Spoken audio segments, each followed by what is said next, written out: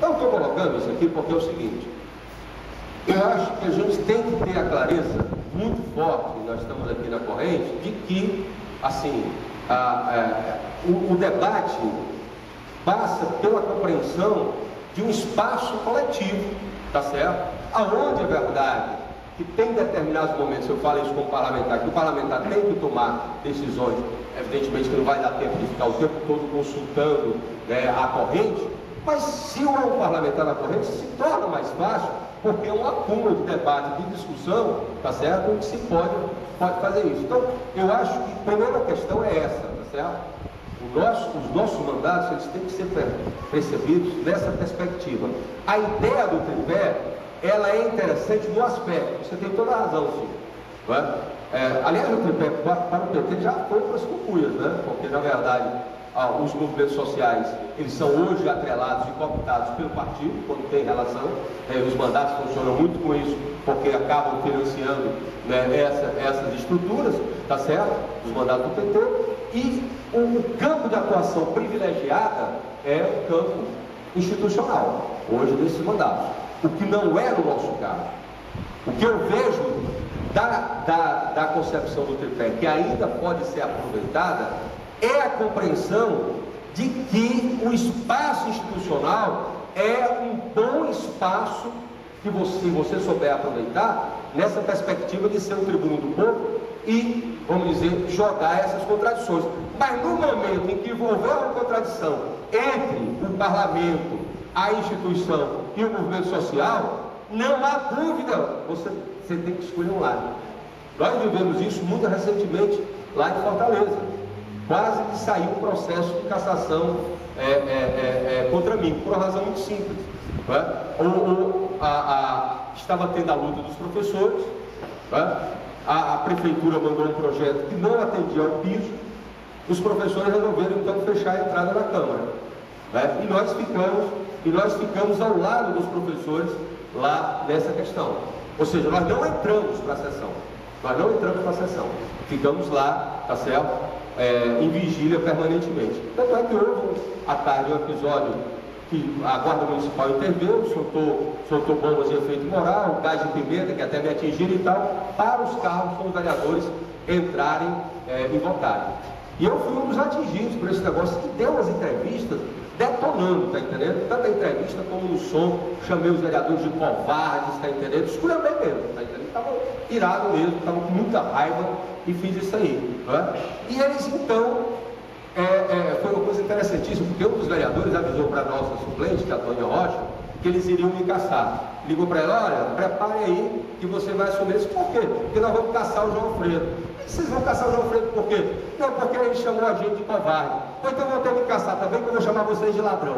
Aí o cara desistiu dessa história. E na verdade, tá certo, o pessoal viu que poderia ser um tiro no pé, porque o movimento depois estourou a greve dos professores estaduais, e esse foi um momento muito importante da luta de classe, né, lá na cidade de Fortaleza. Então o tripé se aproveita no sentido, no meu entendimento, no sentido de você saber quais são as possibilidades, os limites, mas também as possibilidades. E aí tem uma coisa interessante. Aí é uma coisa meio de advogado e professor agora, né? Os caras do direito que estão aqui sabem bem disso. A nossa federação é uma piada, no sentido de que, na verdade, grande parte das atribuições, elas estão na União, ou seja, estão no Congresso Nacional. Não é? Você olhar o elenco do que é, né, iniciativa, né, do que é poder, do que é competência da União, é impressionante. Os estados, então esses aí não tem nada o que fazer, porque é o que a Constituição chama de competência residual, é o que sobra entre o poder da União. E aí vem um dado importante para a gente, entre a questão local do município, porque aí eu acho que isso a gente tem que usar. A Constituição de 88, pela primeira vez, ela deu ao município, né, esse caráter de ser um ente da federação, porque antes você tinha uma federação que era uma federação só dos estados. Hoje não, é União-Estado, União-Estado. Hoje não, União-Estado e município. E a gente tem essa atribuição de legislar sobre o que a Constituição chama, tá certo, de interesse local.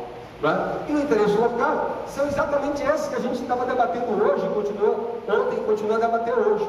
A questão do espaço urbano, aí é onde se desenrola mesmo, o Silvio fez não é? Esse trajeto histórico lá do Rio de Janeiro, onde se desenrola mesmo a luta de classe, a ocupação do espaço urbano. Onde é que isso vai se definir? No plano diretor, na lei de uso e ocupação do solo, nas leis de zoneamento, que são atribuições nossas dos vereadores. Então isso aí é uma coisa interessantíssima. Nós, inclusive, nesse processo aí, agora dessa nossa gestão, teve um conflito muito grande, que foi um conflito ligado à possibilidade da construção de um estaleiro numa praia que talvez seja uma das poucas praias de Fortaleza ocupadas por comunidades pobres mesmo, de pescadores, que ainda existe, que é o Serviluz e a praia do Titanzinho.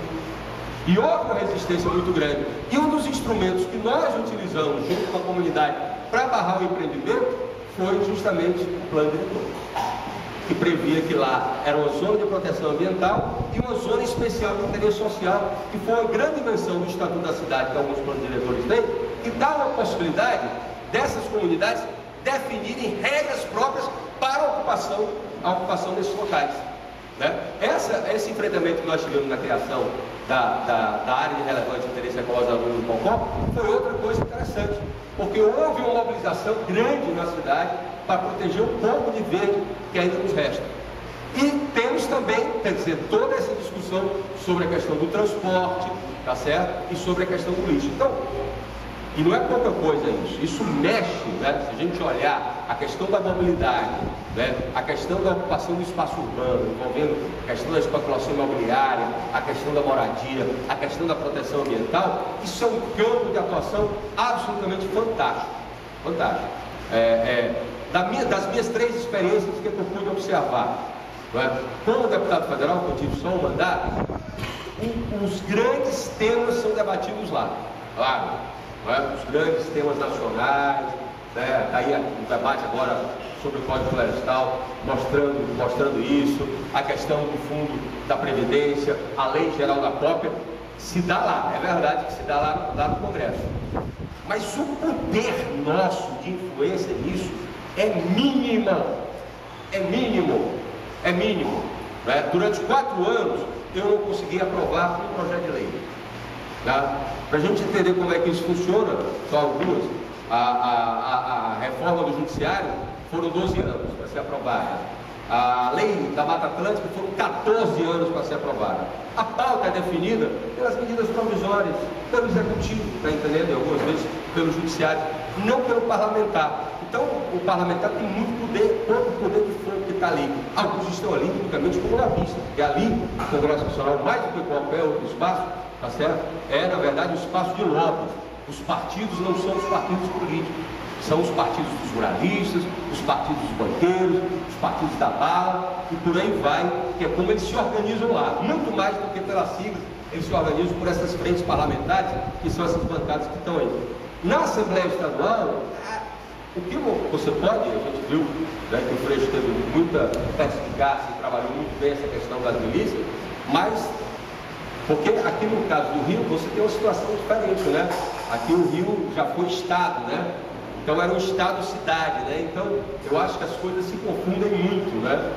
No Rio de Janeiro, cidade, estado, né? Das atribuições de vereador e deputado. No estado como o nosso, não é? Na verdade, os municípios são mais distantes, não tem essa concentração tão forte que tem na cidade. Agora, no município, é uma experiência muito interessante. Vocês sabem que já assessoraram, alguns aqui já assessoraram mandato municipal. Se a gente tem essa perspectiva que a gente tem, a gente pode muito, mas muito, né, fortalecer, né, essa luta social, essa luta sindical, essa luta popular, essa luta ambiental, né, porque é muito perto.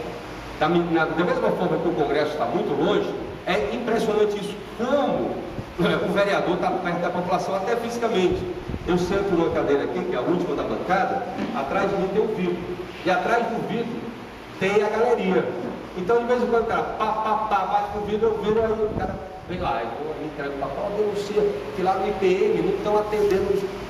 É desse jeito, tá entendendo? Então, quer dizer, você tem um poder de pressão do movimento que tem um efeito muito maior. Eu nunca vi tanto efeito.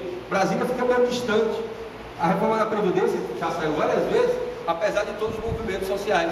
E lá a gente conseguiu derrotar um dos principais especuladores imobiliários da cidade, que é uma família de ouro, que domina muitas áreas lá. Mas por quê? Porque os caras, os estudantes, moradores, ambientalistas, professores universitários, passaram o dia todo na votação, pendurando,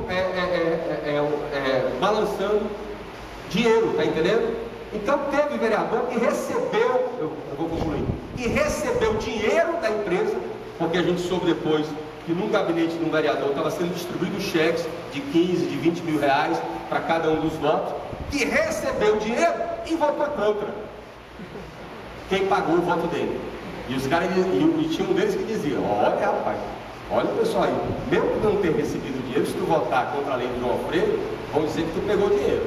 Vão dizer que tu pegou dinheiro. Então cria um processo de pressão. É quase que um caldeirão, é como aqueles estádios, como é que o pessoal chama? É o caldeirão, né? Aquele estádio que o torcedor fica fungando no cangote do jogador, né? Ali em cima, tá entendendo? Então o poder de pressão, não sei se aqui nas câmaras também é isso, mas lá em Fortaleza é impressionante isso, e é porque a Câmara está num bairro mais afastado. Quando era mais central, isso era uma loucura. Então nós tivemos momentos lá que o pessoal quebrou os vidros, nós tivemos nessa greve dos professores, os professores entraram e acabaram com a sessão que estava acontecendo de votação da matéria do PIS, ocuparam mesmo. O presidente não teve coragem de chamar a polícia, tá certo? Nas audiências públicas, que é um instrumento importantíssimo, a gente consegue juntar a população e acua mesmo, os vereadores ficam acuados, os representantes da prefeitura, os que têm às vezes coragem de ir lá para debater, ficam acuados, porque o pessoal vai para cima mesmo. Tá certo? Eu acho que o fato de não ser senador, de não ser deputado, de ser vereador, né? Que aí tem essa história de ser um legislador menor, entre aspas, né? Acaba diminuindo essa distância. Mas isso para nós, se para eles é uma desvantagem, para nós é uma vantagem. Se a gente atuar, né, junto com os movimentos. Então, assim, seria muito legal, né? Se a gente tivesse fizesse 3 vereadores, né? Se eu tivesse 2 colegas, se eu conseguisse a reeleição, se a gente elegesse, porque eu acho que é uma possibilidade muito grande, tá certo? E aí, se a gente atua junto com esses movimentos organizados, com ONGs e movimento sindical, é bom demais, é bom demais, é o que vale a pena, porque o resto é uma merda, tá entendendo? Porque as relações são muito ruins, a forma de funcionamento é muito ruim, vocês sabem que trabalharam junto com essas assessorias, vocês sabem como é que funcionam esses esquemas e tudo mais, tá certo? Mas a única força que você tem, tanto como no caso, se for sozinho, é só a bancada do pessoal sou eu, se eu sair a bancada do pessoal não está mais em plenário, entendeu? É essa retaguarda que a gente tem, né? É uma coisa absolutamente fantástica, né? E se vocês têm como ter aqui um movimento social organizado, eu acho que as possibilidades são muito boas, tá bom? Valeu, pessoal. Um abraço. O microfone aqui. Rodolfo. Então, gente, bom dia. Desculpa pelo atraso. Estávamos lá com o Miguelito, preparando a saída de casa. Demora mais.